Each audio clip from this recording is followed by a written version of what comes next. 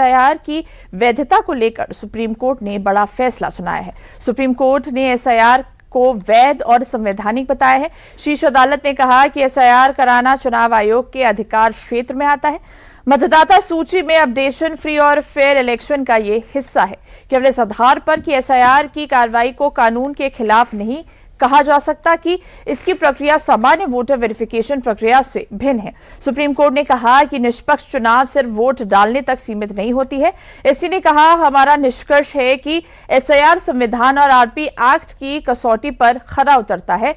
ये जितना विस्तृत काम है, उसके मद्देनजर चुनाव आयोग को नियम और प्रक्रिया तय करने का अधिकार है। चुनाव आयोग नागरिकता तय नहीं करता, हालांकि वह संदिग्ध लोगों का मामला केंद्र सरकार को भेज सकता है। भारत के मुख्य न्यायाधीश सूर्यकांत और न्यायमूर्ति जॉय माल्या बागची की पीठ ने मामले की सुनवाई के बाद अपना फैसला सुरक्षित रखा था। याचिकाओं में एसआईआर प्रक्रिया की वैधता को चुनौती दी गई थी और इनमें कहा गया था कि एसआईआर प्रक्रिया संविधान के अनुच्छेद 326, जनप्रतिनिधित्व कानून 1950 और इनके अंतर्गत बनाए गए नियमों में निर्वाचन आयोग को दी गई शक्तियों के दायरे से बाहर थी।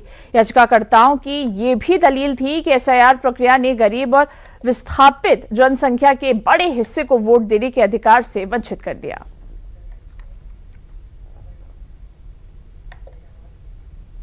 पिटिशनर और एडवोकेट अश्विनी उपाध्याय ने कहा कि सुप्रीम कोर्ट ने इलेक्शन कमीशन की दलीलें मान ली हैं।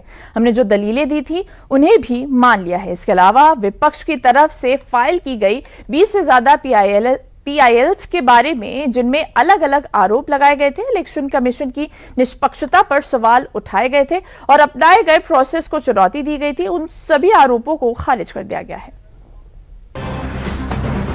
सुप्रीम कोर्ट का आज एसआईआर के ऊपर जजमेंट आ गया है।